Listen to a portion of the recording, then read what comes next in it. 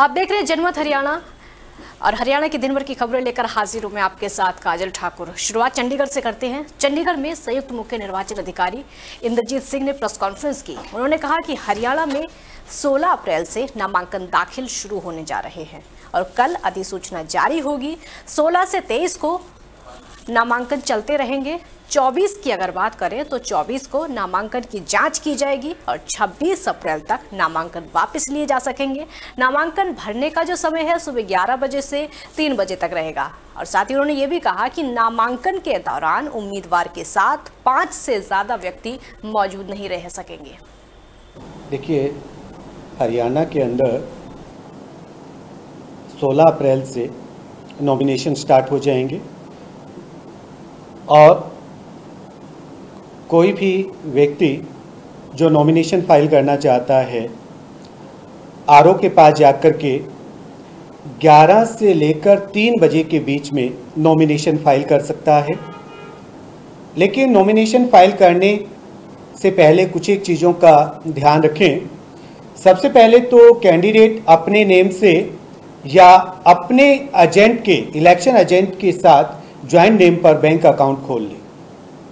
इसके अलावा जो नॉमिनेशन पेपर है उसको प्रॉपर वे से फिलअप करें और उसके साथ जो फॉर्म 26 अटैच होगा एफिडेविट, उसका हर एक कॉलम भरे। उसके अंदर जो इन्फॉर्मेशन मांगी गई है उसको फिलअप करें और कमिश्नर से अटैच करवाए या नोटरी पब्लिक से।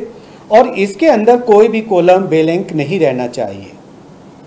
और जब उसका काफिला रिटर्निंग ऑफिसर के पास जाएगा तो 100 मीटर से आगे, यानी कि जहां पर ऑफिस है, जहां पर फॉर्म लिए जाएंगे, वहां पर 3 व्हीकल से ज़्यादा अंदर नहीं जा सकते। और नॉमिनेशन फाइल करने के समय जो कैंडिडेट है, यानी कि मैक्सिमम 5 लोग ही कैंडिडेट समेत वो आरओ के ऑफिस में एंटर कर सकते हैं।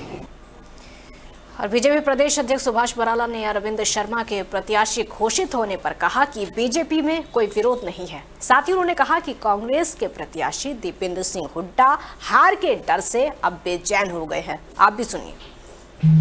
हार का मतलब नहीं है। बहुत दिन पहले अरविंद शर्मा भारतीय जनता पार्टी में शामिल हुए थे और बिना किसी शर्त के भारतीय जनता पार्टी में शामिल हुए थे। ये भारतीय जनता पार्टी के जो हमारी केंद्रीय चुनाव समिति है उसका फैसला है। और जहाँ तक बात इन दोनों सीटों की, मैं बात एक दावे के साथ कहता हूँ, पिछले चुनाव में हम रोहतक, हिसार और सिरसा ये 3 सीटें जीत नहीं पाए थे। इस बार जो वातावरण बना हुआ है पूरे प्रदेश के अंदर, उसके आधार पर ये 3 सीटें भी जीतेंगे और 10 की 10 सीटें भारतीय जनता पार्टी जीतने वाली है।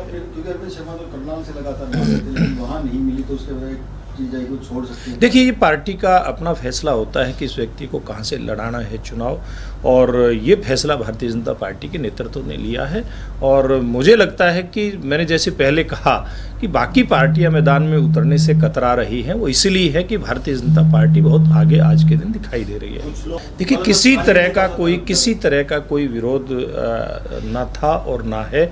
सब कार्यकर्ता एकजुट होकर के भारतीय जनता पार्टी के सब उम्मीदवारों के साथ लग करके उनको जिताने का काम करने में लगे हुए हैं। दीपेंद्र हुड्डा ये कह रहे हैं कि प्रत्याशी ठोक दिया गया है और पैराशूट वाला करें। देखिए, मुझे लगता है कि इस बार दीपेंद्र सिंह हुड्डा बड़े घबराए हुए हैं। पलवल में जेजेपी नेता हर्ष कुमार और पूर्व मंत्री जगदीश नायर ने होडल के गांव औरंगाबाद में मुख्यमंत्री की रैली को पूरी तरीके से विफल करार दिया और कहा कि रैली में पैसों से भीड़ जुटाई गई और दलितों का अपमान किया गया। और जो सीएम साहब ने कही है कि भाई इस चुनाव चिन्ह का जवाब, इस चुनाव चिन्ह उनके ही गले में घेर कर देते हैं। हमारा चुनाव चिन्ह चप्पल इसलिए है, अहंकारी आदमी, अहंकारी नेता, बेईमान आदमी, भ्रष्टाचारी आदमी जब ये गांवों में जाएंगे तो लोग हमारा ही चुनाव चिन्ह से उनका स्वागत गले में घेर के करेंगे। हमारा जो चुनाव चिन्ह है ये गरीब का साधन है। तो ये चप्पल जो हैं ये भाजपा के नेता और भाजपा के नुमाइंदों पर जैसे अब पड़ रही हैं। पिछले 15 दिन से इनके ऊपर चप्पल ही पड़ रही है। जहाँ जा रहे हो इनके ऊपर चप्पल ही पड़ रही है और आगे चप्पल पड़ेंगी नहीं, चप्पल बरसेंगी। डेरा सच्चा सौदा की शरण में सिरसा लोकसभा सीट के कांग्रेस उम्मीदवार डॉक्टर अशोक तंवर आज वोट की अपील करने के लिए पहुंचे। अशोक तंवर ने रतिया शहर में आयोजित नाम चर्चा में शिरकत की और भजन पर तालियां भी बजाईं। बाद में मीडिया से बात करते हुए उन्होंने कहा कि मतदाता इस बार बीजेपी का ट्रीटमेंट कर दे। और अशोक तंवर ने कहा कि 6 उम्मीदवारों की घोषणा हो चुकी है, 4 सीटों पर कोई पेच नहीं फंसा। तमाम जो हमारे बीच में नाम आए थे, इन सीटों के ऊपर भी और भी सबके ऊपर विचार विमर्श करने के बाद स्क्रीनिंग का प्रोसेस हुआ, केंद्रीय चुनाव समिति की बैठक हुई, इनके ऊपर मोहर लगी। बेहतरीन उम्मीदवार है। आज पूरा देश भी और हरियाणा प्रदेश खासतौर से परिवर्तन के मूड में है और वो 10 की 10 सीटें जिता करके कांग्रेस को आशीर्वाद है। तो 4 सीटों पे पेज क्यों फंसा हुआ सर? नहीं, कोई पेज फंसा नहीं हुआ। ये पार्टी की रणनीति का हिस्सा होता है कि वो कब उन सीटों की घोषणा करें। अब 3 दिन पहले हमारी मीटिंग हुई थी, कल रात को उसकी घोषणा हुई। जो बची हुई सीटें हैं उस पर जल्दी विचार विमर्श करके मोटी मोटी चर्चा हो गई है और बाकी सीटों के ऊपर जल्दी कांग्रेस पार्टी फैसला लेगी। और वहीं आज जेजेपी सुप्रीमो अजय चौटाला को 21 दिन की पैरोल के लिए मंजूरी मिल गई है। इसको लेकर जेजेपी नेताओं में खुशी का माहौल है। टिकट के ऐलान को लेकर जेजेपी नेता का क्या कहना है, वो सुनिए। 15 तारीख को अजय चौटाला जी पैरोल पे आएंगे और वो अध्यक्ष हैं। कल शाम तक वो आएंगे। उसके बाद कल शाम को मीटिंग में सारे उम्मीदवार तय कर दिए जाएंगे। तो उम्मीदवार जैसा होगा, हमारा आम आदमी पार्टी का अलायंस है, दोनों मिलकर उम्मीदवार तय कर देंगे। ये सीट आप कोई सीट नहीं गई, एक सीट निश्चित गई है रोहतक। उसके बाद एक सीट फरीदाबाद या गुड़गांव में से जजपा के उसके आम आदमी पार्टी के पास जाएगी, एक जजपा के पास रहेगी। करनाल और अंबाला, इनमें से एक सीट आम आदमी के पास जाएगी और एक सीट जजपा के पास। 3 सीट है टोटल। 3 सीट, 7-8 रहेंगे। और झाड़ू चप्पल का मेल है।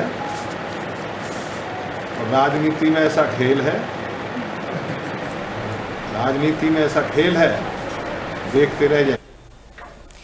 और आज INLD सुप्रीमो ओम प्रकाश चौटाला को बड़ा झटका लगा है। उनके खिलाफ आय से अधिक संपत्ति मामले में ईडी ने बड़ी कार्रवाई करते हुए 3.68 करोड़ की संपत्ति अटैच की है। बड़ा झटका आज उनके लिए। और अंत में आपको बता दें कि जनमत हरियाणा की जनमत यात्रा हरियाणा के चप्पे चप्पे पर जनता का मूड जानने के लिए पहुंच रही है। तो अब चलते चलते आपको दिखाते हैं आज हमारी जनमत यात्रा भूपेंद्र सिंह हुड्डा के गढ़ किलोई में पहुंची।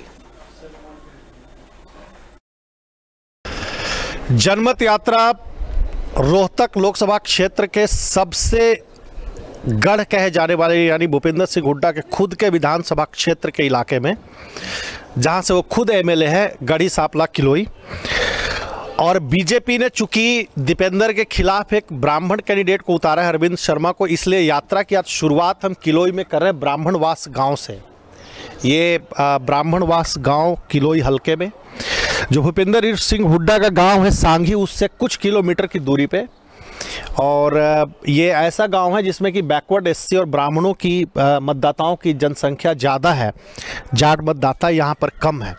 तो क्या अरविंद शर्मा के आने के बाद जिस तरीके का समीकरण बीजेपी सोच रही है, क्या ऐसा बन पाएगा, या फिर गैर जाट वोटों में भी हुड्डा पिता पुत्र की पकड़ वैसे ही बरकरार रहेगी? जनमत यात्रा में अब हम जानने की ये कोशिश करेंगे।